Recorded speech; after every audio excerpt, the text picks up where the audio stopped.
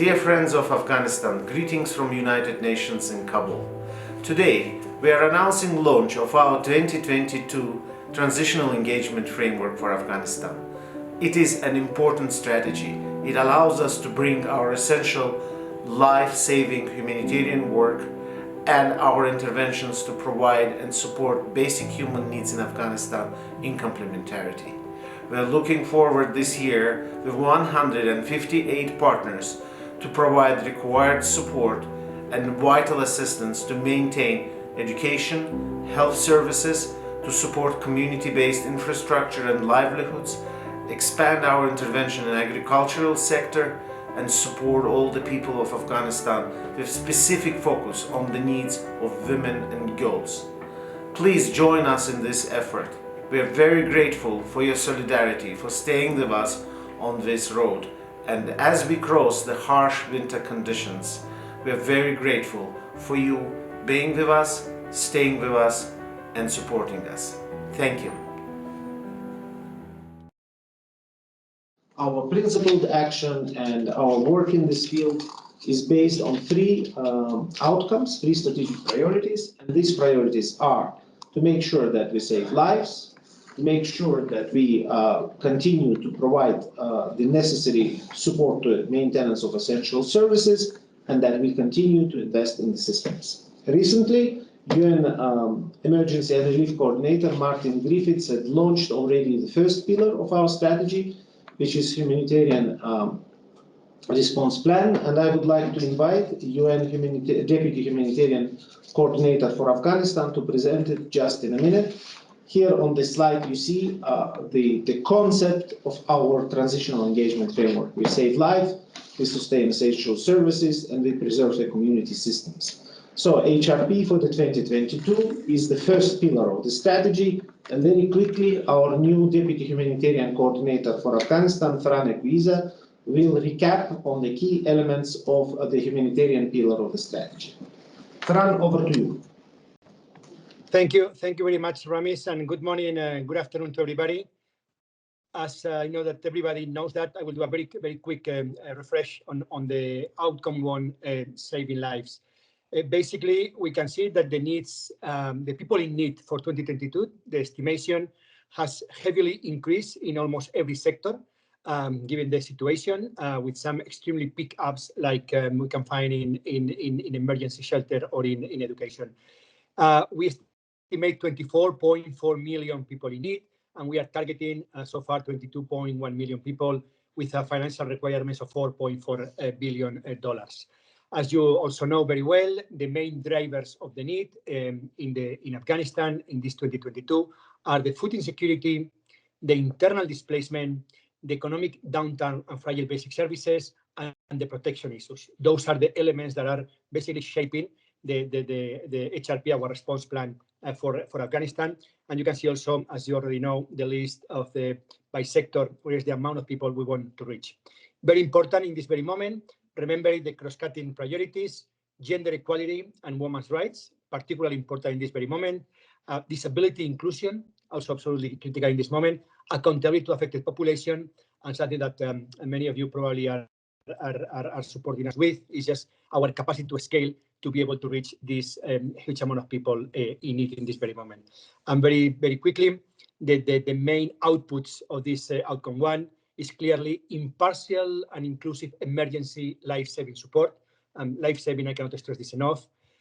In this aspect, clearly in our delivery interventions, prevent, mitigate, and respond to emergency protection risk, which is a big issue in the country in this moment, provide families with and communities with the support to protect critical livelihoods, to make sure that we have an alternative after the immediate response, and finally, not less important, durable solutions for vulnerable, internally displaced people and international returnees and refugees. Those would be the main outputs for that.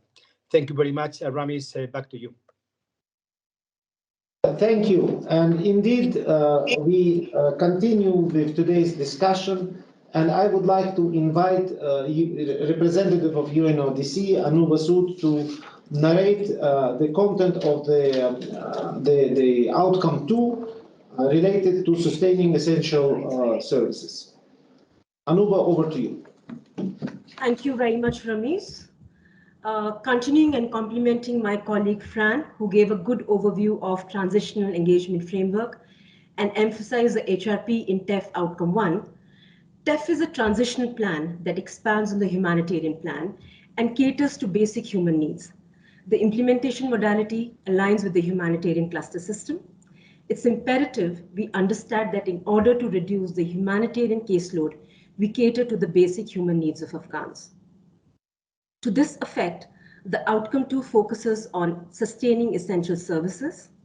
Support is provided to ensure the repair, maintenance, and reconstruction of essential infrastructure. Understandably, without essential community-based infrastructure, provision of basic services will remain elusive. Parallel to the essential infrastructure, there is a critical need to have capacity and inputs. Equally essential is the promotion of livelihoods and provision of social protection for the vulnerable, particularly women. Colleagues, let me illustrate how these will roll out as joint programs. For example, agencies leading health initiatives like WHO, UNICEF, UN Women, UNFPA, and UNODC are coming together to scale up towards universal health coverage, mother and child health, drug users, etc. Similarly, UNICEF, UNESCO, UNDP, ILO are focusing on primary, secondary, and vocational education. I cannot emphasize enough the need for food security and provision of agriculture support, which is being delivered in a collaborative manner by WFP, FAO, UNDP, and UNHCR. I would like to cover one more example by reflecting on the most important aspect of restoring and upholding the dignity and integrity of Afghans. Livelihoods for Afghans. UNHCR, UNDP, IOM, UN Habitat, ILO, UNCTAD, UNODC, amongst others, are rolling out socioeconomic reintegration of IDPs, returnees, disabled, and recovering drug users. In the interactive panel discussion, the representatives will share more on how we will deliver as One-UN, more effectively through TEF. I now hand over to my colleague, Resident Rep Abdullah, to speak on TEF Outcome 3 and the overall socioeconomic impact of the TEF framework. Over to you, Ramiz. Thank you. Thank you very much. Can I have a camera for a second? Just to make sure that Abdullah, please. Thank you very much. Good afternoon, good morning, good evening, everyone. Allow me to present TEF Outcome 3, which is the preservation of community systems. This outcome is the bridge to the future. This outcome is what will preserve the community mechanisms that allow recovery in the near future, hopefully. It allows to preserve resilience. It will mitigate risks and conflict, and also work on preserving social cohesion. As an example for that, we are already starting an assessment of the 36,000 CDCs and to understand what are their capacities today, what are their roles, where are the women parts of the CDCs, and are they still active? So this is one example of how we can preserve community mechanisms and even develop them further to meet the needs of the current situation. Also, this is an opportunity, since we have now more access to all parts of Afghanistan. This is a very important opportunity to do data collection, data analysis, so that our planning will be evidence-based and we can do programming and monitoring in a much more effective manner. Then it is very important at this moment to use this TEF in order to promote advocacy regarding social norms and human rights. This is our tremendous opportunity to make sure that we do not give up on advocating women's rights and human rights as an integral part of the TEF. And then we need to make sure we respond to the protection needs of the most vulnerable in an immediate manner, like in Outcome 1 and Outcome 2, but also in a sustainable manner in this Outcome 3 to look at possible systemic protection approaches. Ramiz, I would continue to say and present to you our essential analysis of what could the impact of the full implementation of the TEF be on Afghanistan. The projected impact, according to the available modeling tools, tell us clearly that the full implementation of the TEF would not only halt the deterioration in GDP, it would actually rebound the GDP from $16 billion to about $17 billion. That is a net increase in GDP for about $0.96 billion in 2022. Also, very importantly, that the capital accumulation that follows the investment that will come with the TEF, meaning the local infrastructures that we will be investing in, and the increase in total factor productivity because of the education, health, and systems maintenance and development, the impact of 1 year investment of the TEF will give us an accumulated increase by GDP of 9.6 billion until 2030. That is rather a considerable impact if we receive all the resources and manage them efficiently. Also, very importantly, we expect that not only unemployment will stop rising, but actually it can go down by about 500,000 direct and indirect jobs, formal and informal, as a result of implementing the TEF. Also very important is the impact on the households. If you see on this screen, we have Afghanistan 5 quintiles, meaning the poorest 1%, the poorest 20% will benefit net addition to their household consumption by $3.93 billion. The second poorest 20% will benefit an increase in household consumption by $2.39 billion, and so on. This is a considerable positive impact on household consumption and incomes, and therefore on poverty levels. Back to you, Ramiz. I have the camera, don't worry. Thank you very much. Thank you very much, Abdallah. And indeed, we will discuss more of those important impacts and how the agencies are coming together to work to produce this result as part of the second part of this presentation today, which will be an interactive panel. Before I proceed to this, really would like to maybe cover a few elements which are important in terms of our risks, assumptions, and the way we are organized in order to implement this important strategy. Obviously, we can see that we have all these risks, they have important interdependent and mutually reinforcing and extremely important factors. And those factors are on the screen. I will not read them all, but fundamental point is that we need for our planning to assume both the resource flow, both the operating and enabling environment, and ability to balance between the political, security, environmental, and economic elements. So maybe more visually attractive, you will see it on the next slide. And that is what in the development sphere we explain as a theory of change. Obviously, we don't have a theory of change for a one-year strategy, but this slide depicts really what it is that we are trying to achieve by preserving systems and keeping saving lives approach central to our strategy.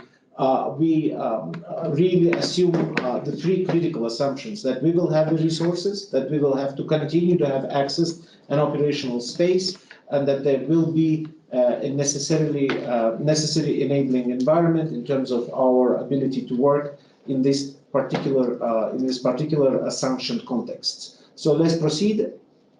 Risk management, therefore, will consist of 4 pillars, and you can see them on the screen. I wouldn't read them, but all of them require a very strong stewardship, all the way from staying in accordance with the principles of our engagement, in full adherence to the UN Security Council resolutions, adherence to the principles of human rights, importance of standing the ground of what United Nations stands for, and also managing the operational and financial risk and maintaining our staff safe and secure.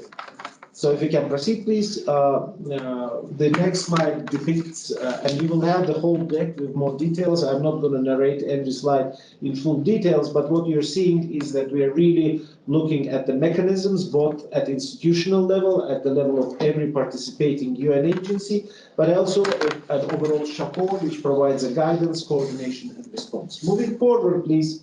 We could see that also a heavy focus is required on our collective delivery. And what we're pledging today as agencies coming here together as a country team, that we will deliver value for money for this strategy, that we will be able to provide the required results, but we also will consolidate and report periodically as per the UN Security Council mandate on the financial and the substantial implementation of the TEF. So moving forward, we definitely also want to comment on this diagram. It is quite innovative and may look a bit complex, but probably Afghanistan will be a pioneer in trying to practically implement what it means to work through the nexus. On this slide is depicted the two parts of the UN system, the UN Humanitarian Coordination System and what normally would be a development arm. Of course, we cannot, in the current environment, proceed with the development package as we would do in other contexts, but what we're working with basic human needs. As you would see, there is a great level of complementarity between the coordination structure on the humanitarian, which also include major international NGOs.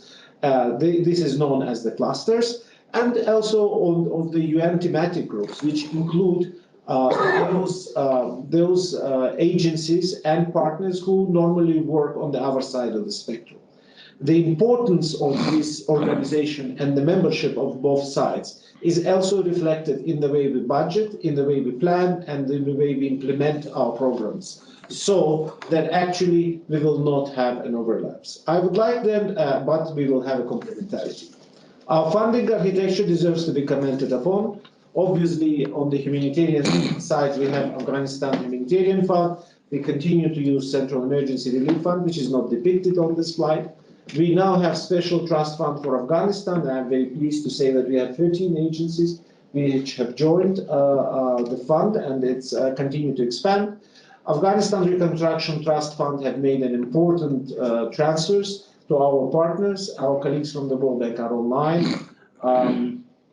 Afghanistan Infrastructure Trust Fund of the ADB also is an important partner. Yesterday, most welcome announcement was made of 405 million. We will talk about the practical implementation, and colleagues from ADB are here with us today as well. And obviously, we just started our contacts with the newly announced Islamic Development Bank Fund. We are developing those contacts, and we are willing to partner strongly in meeting basic human needs with this new fund, and we already had some preliminary discussions on how we will be cooperating in follow-up to the very important conference which was implemented in Afghanistan. Maybe a very quick comment on the current status of the STFA from Abdallah, and then we will proceed to the panel. Abdallah? Thank you very much. As you can see from the funding architecture, the Afghanistan Humanitarian Fund was there immediately ready to start implementing the humanitarian response. There was a gap, however, in the basic needs and in the resilience and early recovery areas of our operations, and therefore, hence the establishment of the Special Trust Fund. We are today 13 agencies, and hopefully we are going to be 14. If I may, Richard announced that FAO is signing as well. So we are 14 agencies working together. We have already developed 2 regional programs, regional cooperative integrated programs in the north and the southern regions for an amount of about $70 million. The money is already rolling out for the agencies, and activities have started, cash for work, local infrastructures, support to women's SMEs and microfinances. So we can already see results happening. 6 more regional programs will be rolled out in the next 2 months, covering all of Afghanistan, creating 2 million jobs, and reaching out to around 18 million Afghans in special basic human needs and local resilience, local community, and local infrastructure. Thank you very much. Thank you. And I will only speak about this particular slide for only 1 second, because we are sending out the deck, the distribution of the finances, and I presume we all want to go to this much anticipated interactive panel discussion. But just to say that we're looking for 8 billion. This depicts the situation of the entire TEF against the outcomes, and we clearly could see where the priority in terms of funding is. But just to mention that regardless of how big or small certain areas may be, this is an integrated package.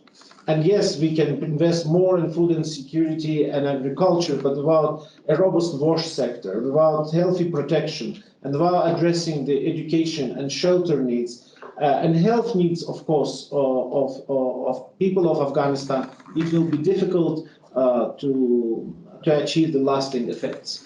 With this, I would like to conclude the presentation part, and I'm glad to say that we're quite on time. And the way we would like to construct the next 1 hour is to dedicate a half an hour to a panel. We will take several questions for the sectors, where the colleagues will be talking about their approaches to the various elements of these K programs, which Anuba talked to, and then we will be able to entertain questions and answers.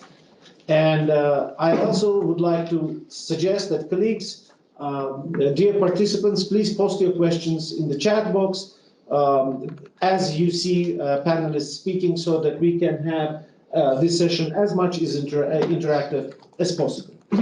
And I would like to start today with the health sector. From the onset of the crisis, attention of the world is on the health of Afghans. WHO, UNICEF, UNDP, and ICRC have worked together to shoulder the collapsing health sector, and they're able to prevent this from happening. Moreover, for the first time in a number of years, joint polio vaccination campaigns have started. Dr. Loa Dapek, speaking on behalf of the health sector partners, will provide us with some updates of how we see the joint action in this field expanding in the year 2022. Dr. Dapek, floor is yours. Good morning. Thank you, Ramiz. Good morning, good afternoon, good evening, everyone. Afghanistan continues to face unprecedented humanitarian crisis. The fundamental life-saving primary health care service in Afghanistan under severe threat. Since August 2021, United Nations, his partner, including WHO, UNICEF, UNDP, UNFPA, and ICRC, had worked together to support people of Afghanistan with life-saving health services, preventing the collapse of health system. United Nations Central Emergency Fund, the SURF, and the Global Fund and other donors provide funding to sustain more than 2,300 primary and secondary health facilities in all 34 provinces. UNICEF and WHO jointly secure fund for Afghanistan reconstruction fund for less phases of Sahamandi will go through February to June 2022. UN, in coordination with partner, has supported 30 out of 67 tertiary hospitals. In November 2021, as RC said, the first ever truly nationwide polio vaccination campaign in several years was conducted in Afghanistan, protected more than 2.6 previously inaccessible children. More than 50 partners work together in health cluster to provide health services and emergency response throughout the years. They have been good work on the ground, but not enough. Even with these actions, the health system remains fragile. For example, there are still 1,000 health facilities, more than 10,000 health workers are not covered by any donor support. we have 10% population in the right area, which we estimate that for 7 hours walk to the nearest health facilities.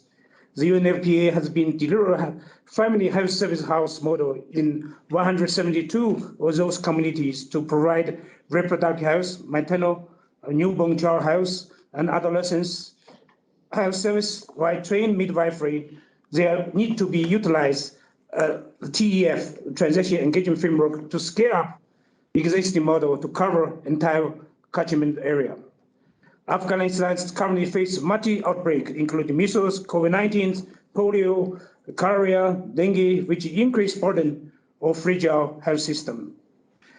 By implement Transitional Engagement Framework in 2022, all health agents, UN health agents, will scale up support to ensure continued basic life-saving essential health services, including immunization, newborn child care, reproductive health, malnutrition, response to outbreak, mental health, and psychological support, among others.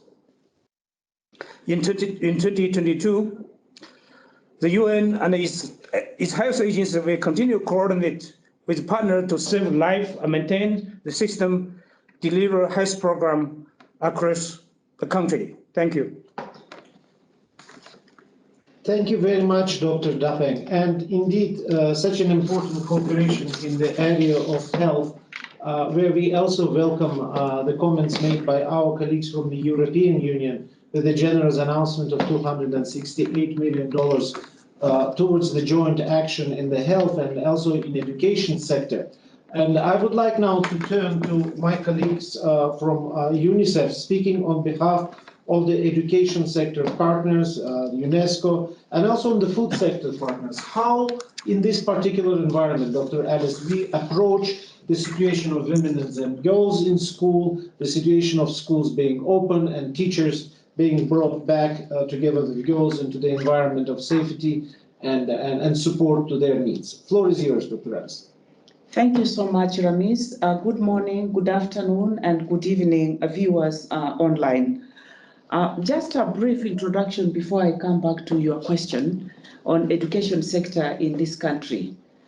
As important as education is in every country or for every human being, we have seen gains that have been made in the past years in terms of the education sector, which multiply up to 10 times more with more girls coming to school. But of late, we've seen clear significant challenges that are impacting on the sector, which is making it very challenging in terms of children, boys and girls being able to access education. One of these, we see that there are about 4.5 million plus children out of school. We have seen the risk of more of this dropping unless the schools open for both boys and girls, about 8.8 million children that are at risk. And we continuously see that the gains that have been made are going to be lost. We are also concerned that the schools have not yet opened for girls, although we are hopeful and optimistic that when the schools open in March, we'll be able to see girls back in school. In addition to that, the prolonged closures that were there within the COVID era affected learning, which needs to be for children to catch up. But more importantly, as we have seen the slides on TEF, the prolonged poverty situation in the country and the economic situation in the country is going to draw more and more of these children out of school.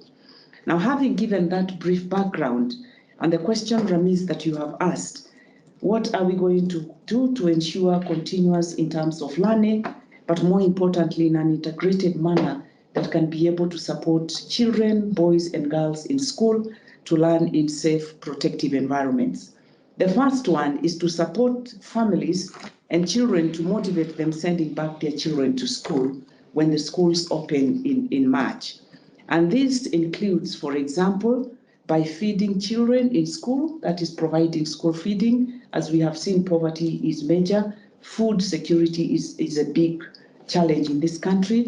So school feeding will play a big role to ensure that children can get meals and they can continue learning.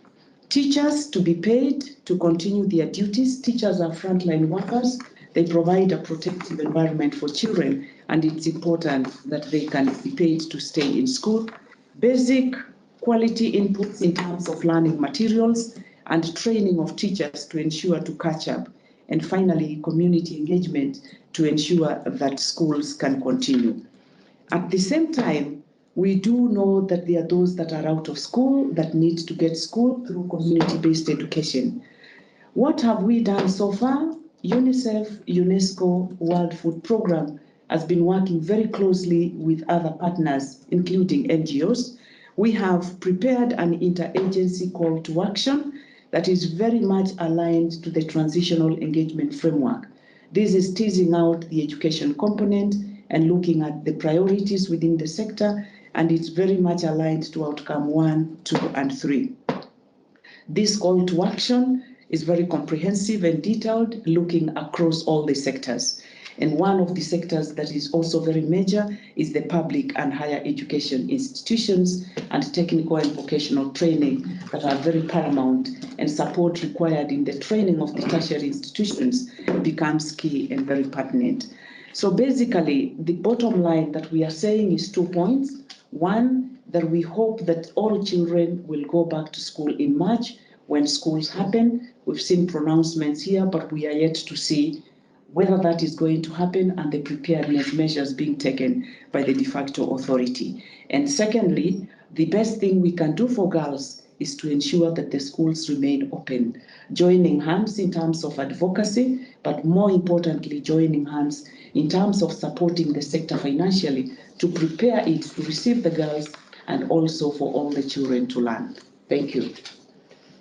Thank you very much, Dr. Alice. And I would like now to come to our colleagues from UN Women and UNFPA and to ask, first of all, Alison from UN Women to tell us how we, in this particularly challenging environment, able to stand the ground, raise the voice, and jointly address the needs of those who are been given, unfortunately, not a fair treatment, and how we bring back the girls to the center of socio-economic life of Afghanistan. Alison, floor is yours. Thanks, Ramiz. The launch of this engagement framework is happening as the talks in Oslo close, and we've heard concerning and firm words from Afghan women on how their rights are being reversed. One of the principles on which this transitional engagement framework is anchored is gender equality. And gender equality is also a standalone sector in outcomes 2 and 3. And so I just wanted to give 3 examples of the gender-specific priorities in the transitional engagement framework. First of all, support to women's civil society. We know the world over that women's civil society are engines of accountability and progress on women's rights. Women's civil society organisations still exist in Afghanistan, but of course are facing incredible challenges. And so as the UN, we're working to facilitate flexible and targeted support, core support, institutional support to women's civil society organisations to allow them to continue to do their work and operate, but more broadly to support the rebuilding of the women's movement in this country. Second of all, nothing for Afghan women without Afghan women. The UN is actively looking for ways to amplify the demands and the priorities of Afghan women, both inside the country and outside the country, in global intergovernmental forums, but also inside the country in our own forums. And just to give one example of that, last year, the Afghan Women Advisory Board was established to advise the humanitarian country team on how we operationally and strategically engage with the Taliban on women's rights. We are seeing the needle shift, although slowly. We are seeing a shift in this area. We're seeing more women humanitarian workers participating in the delivery of humanitarian aid, particularly in the provincial level, which is positive. And finally, the third area is in services for protection. As UN, we're working to ensure the consistent delivery of protection services, including for women survivors of violence. This is a sensitive area. These are sensitive services, but they're also life-saving. And so as a UN system, we're continuing to engage with the Taliban to ensure that the services are not only able to continue, but also to scale them up and to leverage the fact that we can access more of the country now and more remote areas than we've been able to before. Just to conclude by saying that the burden to fight for fundamental rights cannot and must not rest on the shoulders of Afghan women alone. That burden rests on all of us. What happens to Afghan women and girls is a reflection of who we are as a global community. And this transitional engagement framework is our vehicle to take action. Thank you very much, Alison, for those words of integration, wisdom, and passion. Indeed, we will not leave women of Afghanistan behind, and we will do everything what it takes to address these matters. Sasha, would you please, from the UNFPA perspective, add how do we integrate that with ongoing partner services and provide this care to women and girls? Yes, thanks a lot, Ramiz. Good afternoon, good morning, colleagues. And I would say, Ramiz, from UN perspective, and I would provide the UNFPA angle probably, our most urgent priority right now is to deliver essential and life-saving services to Afghan women and girls who are most in the need. And in this context, to focus on protection services. My dear colleague and friend, Dr. Dabeng, he was talking about that 10% catchment area. And that's what we are trying to do. We are trying to integrate services in existing units that are already proven very functional. In the past 5 months, we demonstrated that it's possible to have operational services for victims of gender-based violence. Those protection services provided to the victims of gender-based violence remain operational with the small adjustments. In moving forward, we plan to expand these services for women and girls in two major areas and pillars, if you want. The first one is basically working more and building on the community ownership. Basically, we are working directly with the communities and local partners to continue to deliver for the Afghan people, leveraging the trust and partnership that we nurtured over many years. And the second part is part on integration. Basically, integration of the protection services under health umbrella, because past 5 months proved that if we integrate GBV services under health umbrella, they are working, they are functional, and they are operational. Just to give you, to illustrate that, between August 15 and December 1 of 2021, 37 of family protection centers and 18 of the women-friendly health spaces that are funded by UNFPA in 26 provinces provided services to 65,150 of our women. I think, Ramiz, I will stop here. Over. Thank you very much. And indeed, at this particular time, integration is important because we need to prioritize women in every sector. And that's how we will receive the multiplier effect. And speaking of this, and also as you spoke about reaching deep in the field, we are now moving to a very important sector. It's a food and agriculture sector where a lot of joint action is taking place, and WFP is playing an important role together with FAO, leading the sector and also providing a lot of deep field logistics support. So as we look at the food security and agriculture closely linked to our areas and their linkage with a community-based system, and that includes creation of jobs and sustaining livelihoods, what will be our joint approach to address these matters in this deeply drought-stricken country with low agricultural productivity? I will ask my colleagues from the food sector to kick off that discussion. Mary Ellen, over to you for your comments. How do you see us rolling out? Okay. Good afternoon, DSRC Ramiz, and good afternoon to everybody online and to my fellow UN colleagues and thank you for the opportunity today to just to speak to the issues on the food security. As indicated in the presentation up front, you know, the people of Afghanistan today are suffering an unprecedented food security and nutrition crisis.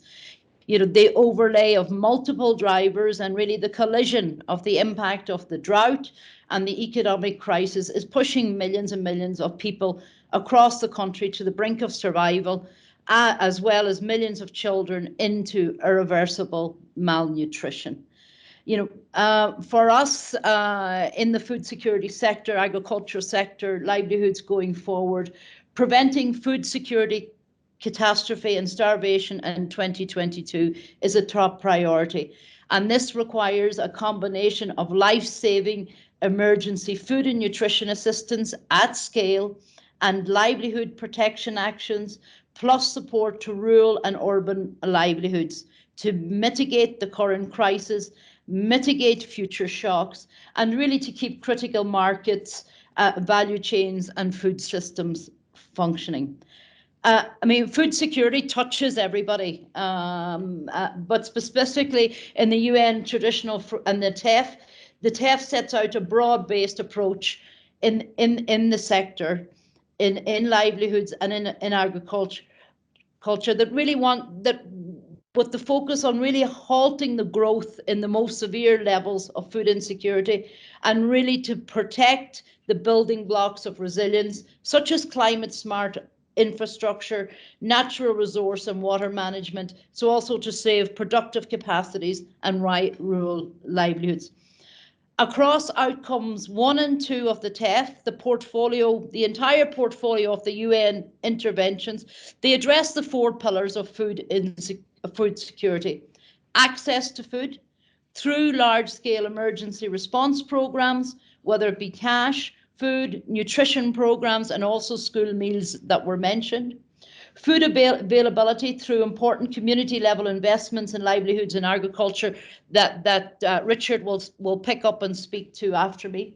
Food utilization through important investments in value chains and food fortification, and food systems and stability through community-designed investments in climate adaptation, community assets, water management, and of course market support programs that integrate and deliver multiplier impacts, whether it's from the emergency food response programs, through cash, through vouchers, through local food procurement, and through the school meals, of course.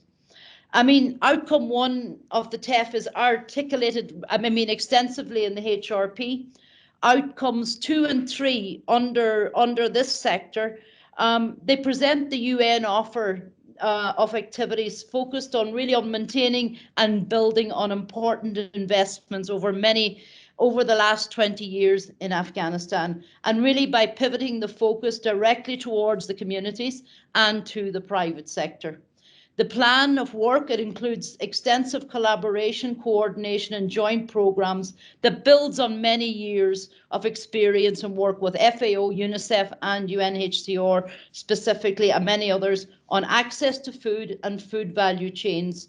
And a cornerstone of the work continues to be the robust joint assessments, the analysis and the market monitoring that not only informs the sector and our work in the sector, but also forms the cornerstone of the HRP and forms, you know, a lot of other work that goes on both in TEF outcome 1 and across TEF outcome 2.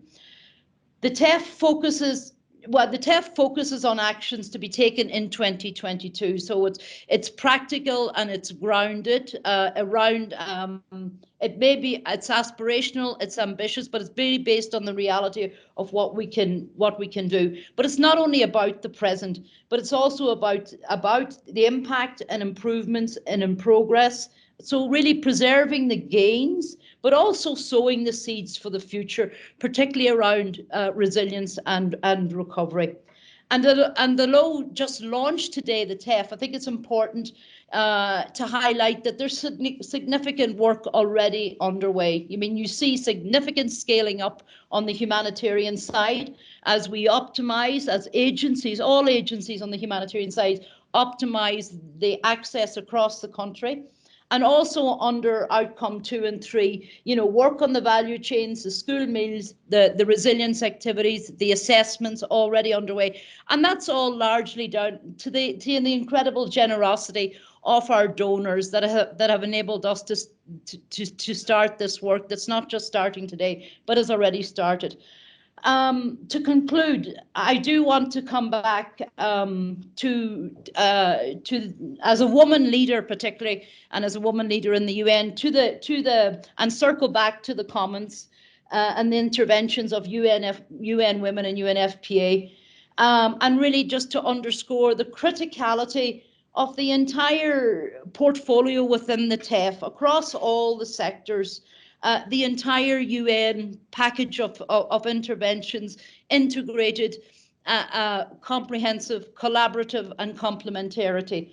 You know, if we want Afghanistan and the people of Afghanistan to get beyond the incredible trauma that they're suffering today, not only the physical trauma around the humanitarian crisis, but the mental trauma that many of us have heard from them, and when we see visibly on a day-to-day basis. If we want them to be able to get on that so that the people themselves of Afghanistan can forge a way forward that takes something from the peace dividend that there is today, forge a path forward in how they can sort of somehow push back on some of this dark dogma that's descending. But they will only be able to do that if we keep them empowered, if we keep them enabled through a comprehensive, you know, this comprehensive portfolio of actions, and not allow Afghanistan to become an impoverished nation. So I will leave it there. Thank you. Thank you very much. And we will go to Richard Trenchard, FAO representative, about how we bring it about in a more sustainable way.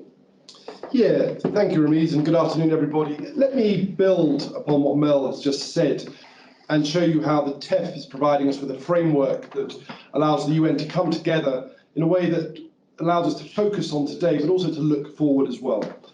So agriculture is obviously an important part of both addressing food security and also protecting livelihoods and holding the economy together. It appears strongly across all three TEF outcomes. Although FAO is the only UN agency with agriculture in its name, agriculture and livelihoods and the livelihoods it supports involve multiple UN agencies working in Afghanistan: WFP, UNHCR, UNDP, IOM, UNICEF, ILO, FAO, of course, UNODC, and the list goes on. So yes, boosting food production and stabilizing rural livelihoods are absolutely vital to averting catastrophe in the coming weeks and months. Outcome 1. But agriculture is also important in terms of preventing further collapse, keeping the economy going, and also cementing stability. That's outcomes 2 and 3. So the TEF represents our best combined thinking of how we, the UN, can work and deliver impact in the complex transitional environment of 2022. It is deeply pragmatic, and it's grounded in today's complexity, but also in today's opportunity as well. So outcome 1, as we all know, focuses on averting food security catastrophe and the work to support agriculture that needs to be done in the coming weeks and months. Outcomes 1 and 2 both include activities that can be undertaken at the community level, independently, to support and protect people's food security, their agricultural livelihoods, to keep people in their communities, in their fields and with their livestock, to prevent them from sliding into crisis, and to build, importantly, on the investments and the gains of the last 20 years, and to provide a solid foundation for recovery. I don't need to tell you about agriculture's importance, but I'm going to a bit. Crop production and livestock are the backbone of Afghanistan's economy and their livelihoods. 70% of Afghans live in rural areas, largely dependent on agriculture for their food, their incomes, and their livelihoods. Before the crisis, agriculture contributed some 24% of GDP, a figure that is no doubt much higher today.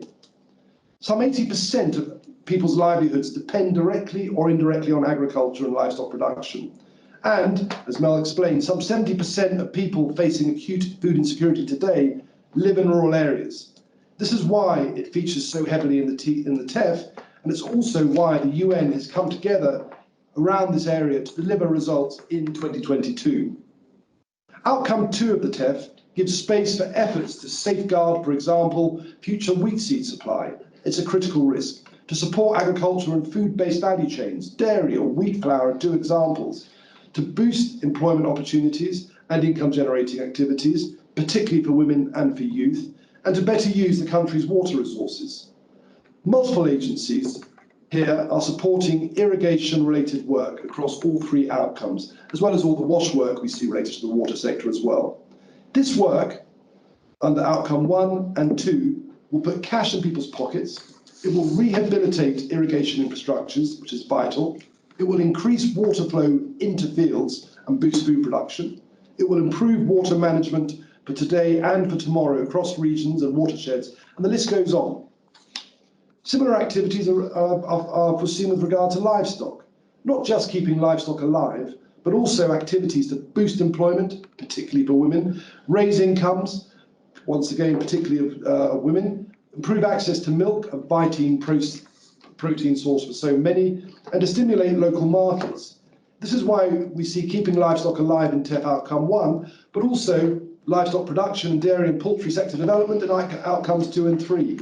Things that need to be done and can be done in 2022.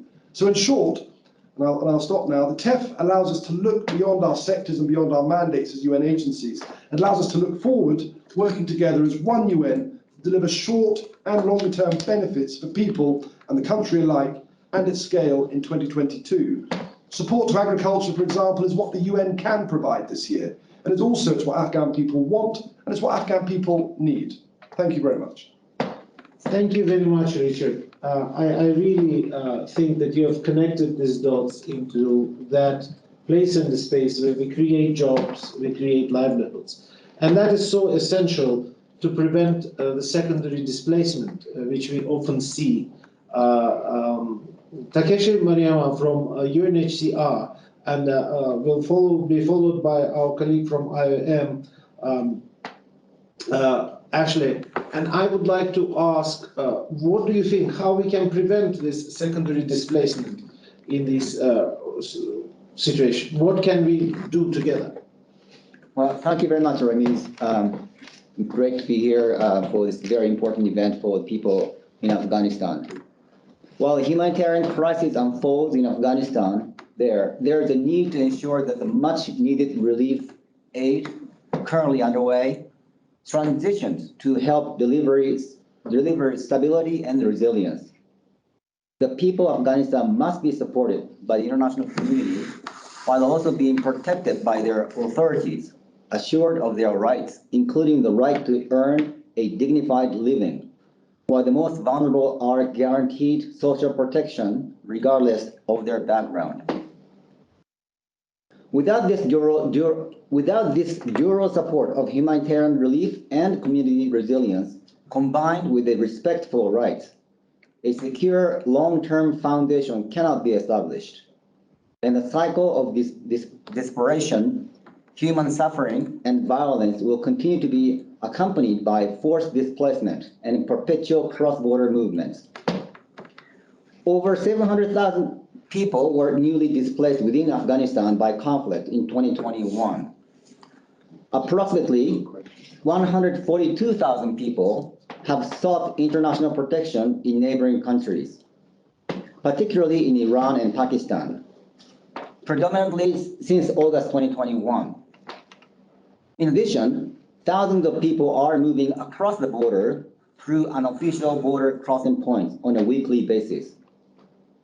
The ongoing situation requires a regional approach and a cooperation so that the right to seek asylum is protected, while at the same time, assistance to the countries of asylum is provided within a spirit of solidarity by the international community. Those who are seeking asylum should not be pushed back, which would deny the protection and place a burden on the system that is extremely fragile. In 2021, through joint partnerships, millions of persons received emergency assistance through core relief items, emergency shelters, winterization, and cash assistance to vulnerable persons with protection and other specific needs. It takes a whole of community approach to its protection and response activities, which is underpinned by community-based protection monitoring to engage directly with communities and raise up issues for advocacy, identify persons in need of assistance, and entrench our accountability to affected people. Support for building community resilience and stabilization needs to be enhanced so as to mitigate further displacement. 3 million people have been reached through the area-based joint program approach, the priority areas of return and reintegration PARs, covering 50 districts, encompassing 77,000 villages and 5 cities, and has focused on education, health infrastructure, energy reconstruction, WASH, and livelihoods. Realizing the mutually reinforcing objectives of the TEF can only be achieved through a cohesive and collective approach, using a rights-based approach. Thank you very much. Thank you very much, Doug. And I will conclude our panel and then we'll move to our representatives from the World Bank and ADB. Before I do so, I will ask Carl Ash, representative of IOM, what do you think the partners could do more in this particular environment today to help the Afghans on the move? Thank you, Ramiz, and to follow on from Takeshi, obviously Afghanistan is a country with a long history of human mobility and mixed migration patterns continue, including nomadic populations and of course many Afghans that are leaving, returning, and those being displaced. I think that the good news is that we've had 2.2 million IDPs that have already returned. The troubling news is that we still continue to have a large number of IDPs that have been displaced due to multifaceted reasons, including recently, of course, natural disasters such as flooding. And I think this presents a very unique opportunity for the UN agencies to work together under the TEF, and in fact already have been in a number of ways. If we think about displaced populations over the last few years within Afghanistan, already partners have been working, particularly through the cluster system, on the provision of shelter and heaters, which are particularly important during these very freezing winter months. Food, healthcare, cash, critical livelihood assistance, education, and ensuring that those that have particular protection needs are identified and assisted is all work that is underway. And also contributes, of course, to durable solutions for displaced populations. Afghans will continue to be on the move, and IOM's estimate is that close to 1 million Afghans have already moved abroad, and that's a net outflow. This also brings a very important point of outcome 2 within TEF and how agencies are working together already, particularly through instruments such as the Special Trust Fund for Afghanistan, and the joint programming that a number of our agencies are doing that is community focused, which essentially supports sustainable reintegration and what we would like to term as a continuity of care. If Afghans and the many thousands of Afghans that are returning from abroad and from the neighbouring countries are already receiving that assistance at the border, we need to ensure that they have the tools and the support to be able to continue to survive and have dignity within their communities and villages of return. So lastly, just to say that ensuring the rights of all Afghans are upheld is critical through a people-centred approach. We can ensure an inclusive approach which includes the voice of vulnerable groups. We're accountable to the Afghans that we serve, and that includes the displaced populations. And we can work through the existing community structures which will allow for the preservation of community systems, outcome 3 of the TEF, which of course will be supported by outcomes 1 and 2. Thank you very much, Ash, for this important element together with UNHCR, bringing us together and focusing again on displacements. Colleagues, our deep appreciation goes also to UN's long-standing partnerships with our key partners from the IFI, specifically to the World Bank and to the Asian Development Bank. And we welcomed, towards the end of the last year, in March, welcomed transfers of 280 million in support of essential services from the World Bank. It has been a long-standing partnership which continues, and it's not just about money, it's about the ideation, it's about thinking forward of what is best we can offer in this environment to the people of Afghanistan. I would like to invite a representative of the World Bank for Afghanistan, Ms. Melinda Good, to provide her comments and to tell us how you envision the next steps in this ideation and our jointness in bringing together a coherent approach to respond to the current crisis. Melinda, over to you. Thank you, Ramiz and colleagues. And absolutely, this idea of what you've done here in launching the TEF to bring us all together to take stock of where the needs are in Afghanistan and what we can do from different sources is absolutely critical. And even having all of the agencies around the table in putting forward this proposal, I think is really groundbreaking, sort of in the history of development cooperation. So as you mentioned, the World Bank and with the ARTF partners was really glad to be able to make this transfer in December. We'll continue to work with the ARTF partners and with all of the agencies and other partners to unlock additional funds for the Afghan people. I think what's coming out today that's absolutely critical, and if I can spend a moment on it, is this recognition that's in the TEF and that's in our discussions that conditions are worsening, and that there's also a growing consensus that the humanitarian response alone will not be sufficient to address what we see as intensely rising poverty, growing unemployment, worsening hunger, and these losses in the social sectors.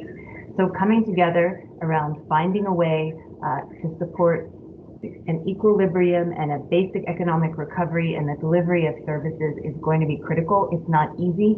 Having these sorts of conversations with partners at all levels will be key. And so I want to thank you for this opportunity to interact with everyone connected here and to the work you're doing on the ground. I'm looking forward to continuing it so we can deliver for the people. Thanks. Thank you very much, Melinda, for your support, for your continued partnerships, and really leading the dialogue with important ARTF donors also, and those who continue to support Afghanistan at this difficult time. Yesterday, we received a very welcome announcement from the Asian Development Bank about approval of 405 million in grants to support food security and sustained delivery of essential health and education services. I would like to welcome comments from our key partner in this work from Narendra Singhu, who is online. Narendra, floor is yours. Thank you very much, Ramiz. And indeed, it's an honor and a pleasure to announce that ADB approved this grant yesterday of $405 million to support food security and help sustain the delivery of essential health and education services for the Afghan people. This particular grant will be directed towards 4 UN agencies which have their presence and logistics in Afghanistan, especially for the support in this unprecedented crisis. And it will be implemented by these 4 UN agencies and their partner NGOs. We understand that the biggest issue right now in Afghanistan is that approximately 22.8 million people are at acute risk of food insecurity. In response to this specific crisis, the ADB grant will commit $135 million to the World Food Programme and $65 million to the Food and Agriculture Organization, FAO. Now, these funds, we hope, will enable the supply of emergency food to over 800,000 people and farm inputs, fertilizers, or farm equipment to around 390,000 households. Around 168,000 people will be covered under the Food for Work and Cash for Work programs. In addition, the ADB grant will commit $200 million to the UNICEF to ensure basic health and essential hospital services. Now, this is expected to cover about 5.3 million people, and it will help in procurement and deployment of 2.3 million COVID-19 vaccines for the high priority groups. The ADB grant will also help to strengthen about 10,000 community-based education classes, reaching around 264,000 people, and 60% of which we hope will be girls. This will be implemented through the UNICEF, which will also ensure that about 10,000 community-based education teachers will be trained, and about 20,000 adolescent girls will be educated, through these particular private schools. We are also looking at supplying textbooks, learning materials to more than 700,000 first graders through these community-based councils. Finally, what I call as a cherry on top is the grant that we'll be committing for $5 million to the UNDP for implementation, kind of monitoring and for undertaking the macroeconomic and social assessments in the country, and also to assess the impact of the ADB assistance. All the three agencies, FAO, UNICEF, and WFP, will engage third-party monitoring firms to verify that these particular funds have been kind of used for the targeted beneficiaries, and will also ensure appropriate monitoring of the project activities. The grants that I've just mentioned will be kind of sourced from the Asian Development Fund, which is targeting ADB's poorest and most vulnerable member countries. So I'll stop here. In case there are any questions, I'm happy to answer. Thank you very much, Narendra. And indeed, yesterday's announcement is so important, and it supports these vital sectors, and it comes on the heel of the recent announcement of 268 million euro provided by generous sets of grants from the European Union, specifically announced for UNICEF, UNDP, WHO, and WFP. Eric Baume is online, is head of cooperation from the European Union. I'm not sure, Eric, if you want to say a few words. Thank you very much, Ramiz. No, just to confirm indeed that we were pleased to commit these amounts of funding that you have just mentioned with a set of UN agencies. This is in line with the orientations that you have been providing. It is, of course, in line with the EU Council conclusions, in what we are trying to move away from, this terminology of humanitarian plus. For us, it's the beginning of these partnerships this year. We are eager to team up with the respective UN country directors and teams. And we are also starting to contemplate additional funding for 2022. So this is something we have started working on. Of course, the information that you have been providing through this very comprehensive presentation is extremely valuable. And we are looking into that with our EU member states and of course with the partners that are in attendance, with the World Bank, with the Asian Development Bank, trying to ensure that we have the most effective synergies.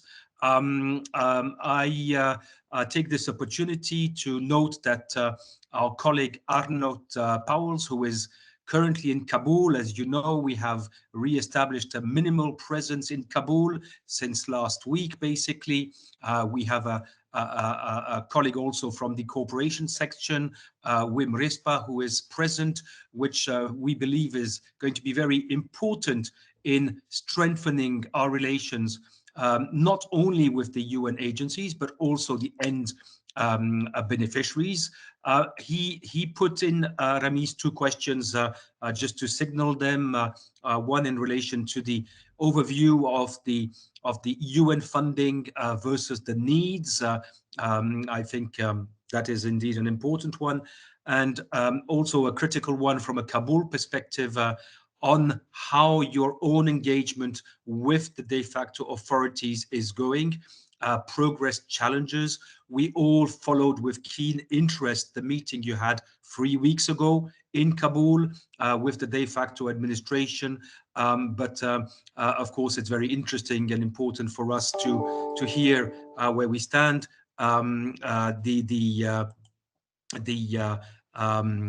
The Oslo meeting, of course, has brought a number of elements to the table, but here it would be interesting to have the views. I'm just picking this up from our note in the chat.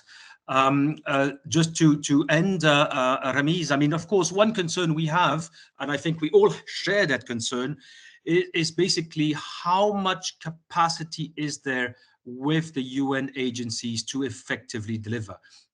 Resources are spread, risk being spread thin. I heard your call for being as focused as possible, but this is, of course, a big concern that we have.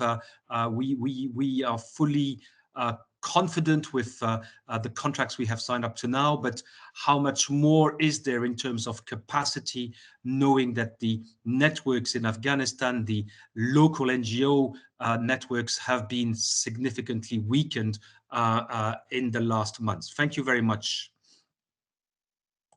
Thank you very much, Eric. And indeed, we have noted the questions from Ambassador Powers, and I will come to answering these questions. And in case Ambassador Powers would like to take the floor, he's most welcome. I would like also to acknowledge, before I answer the question, that these major contributions which we receive obviously are coming on top of the major announcement made by the government of the United States of America.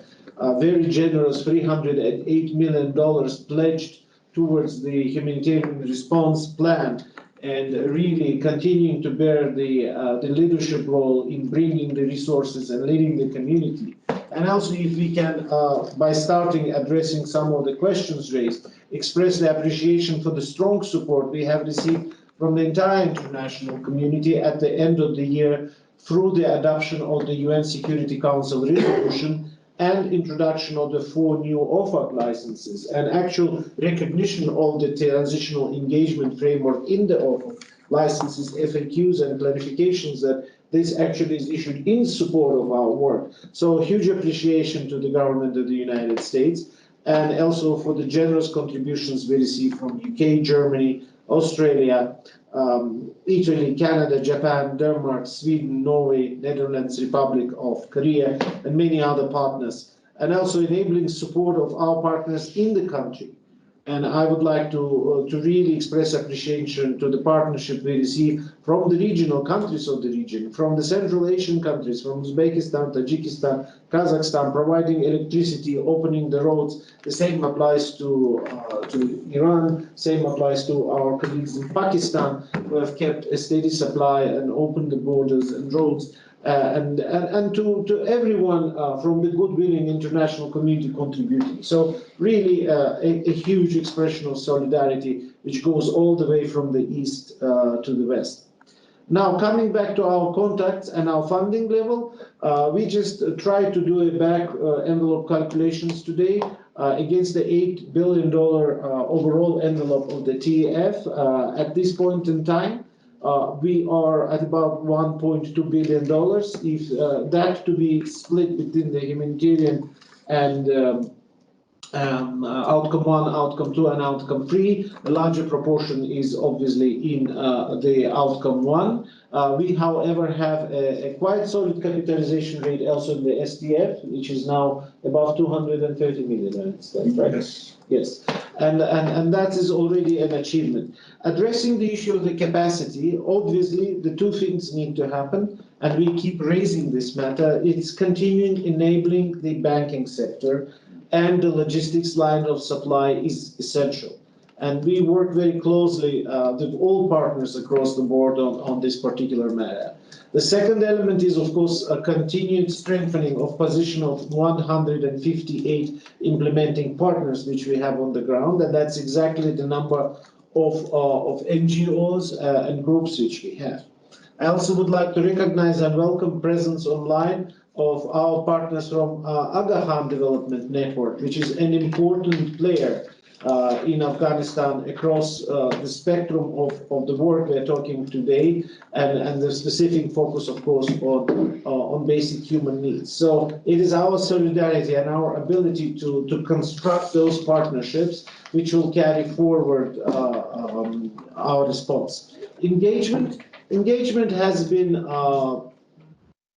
I would say, two things very important. Yes, we do have a large access to the territory of a country we didn't have before.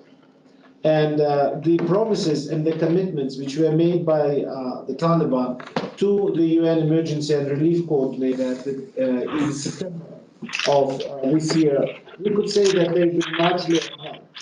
Having said this, we do experience various situations in various provinces, and therefore we do have a quite an active system of troubleshooting.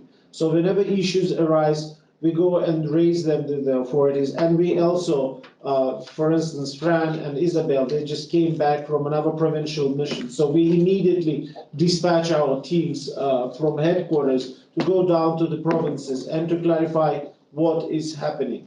It is not an easy situation. Not everything is perfect, but we have access. We stayed and delivered. We wavered the chaotic situation. We have been able to scale up. We reached 8 million people with medical assistance, more than 9 million by now with the food, 3 million people with agricultural support, and hundreds of thousands have received cash assistance. There is a capacity to scale. We need to be innovative. We need to look into our ability to use modern technology, and we need to think as one UN, and hope that today's presentation and all of us coming together around this table is another sign of a renewed commitment of this team and of this community to actually work together. Something which has always been a challenge in Afghanistan, something which we always aspire to and work to, and something what is the spirit of the UN reform, which we're trying to live in this particular country, in this difficult environment, but in solidarity to those who needs us the most. We still have a few moments left from today's discussion, so we can take a couple of more questions. And Ambassador Arnaud, if you wish to address the audience or to say something, we really welcome the presence of the European Union in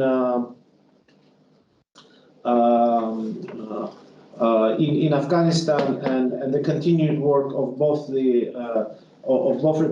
both arms of the representation, including the hard work of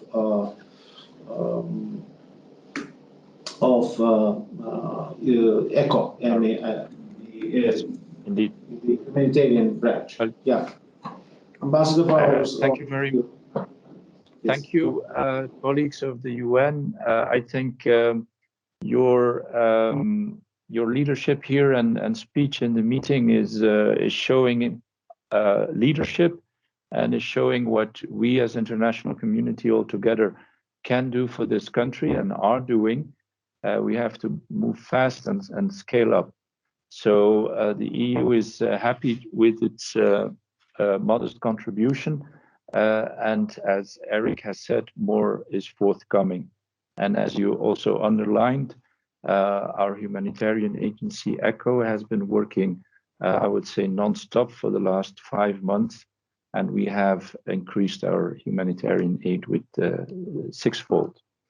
There are challenges down the road, and we will need to tackle them all together, politically, logistically, and financially. But this meeting is a good start. Thank you.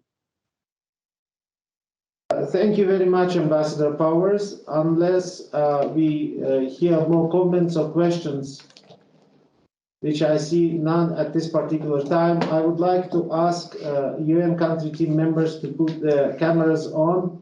And I have now projected a larger room. You could see that we are all here. We are all present on the ground. We have stayed. We are delivering. We are grateful for your support. It is January 2022. Greetings from Kabul. Not everybody could speak today, but a lot of important work. And we spoke as a team, one speaking for another, one for all and all for one. We greet you. We're staying here. We will do everything what it takes to meet the needs of people of Afghanistan. And we are very, very grateful for the generous support you have provided to all of us to do this work. Thank you for this support. Thank you for your confidence. Thank you for your trust. And we will continue to do what it takes. An important discussion will be today later at the UN Security Council, and some of our colleagues and also members of our advisory boards and Afghan women will be giving a testament to what is happening in Afghanistan. We are staying, we are delivering. By staying, we're also protecting. By staying, we're also expressing your solidarity for the human rights, for the human dignity, for the respect, and for the future of the people of Afghanistan. Thank you for staying with us. Thank you very much. The TEF for Afghanistan for the year 2022 is launched.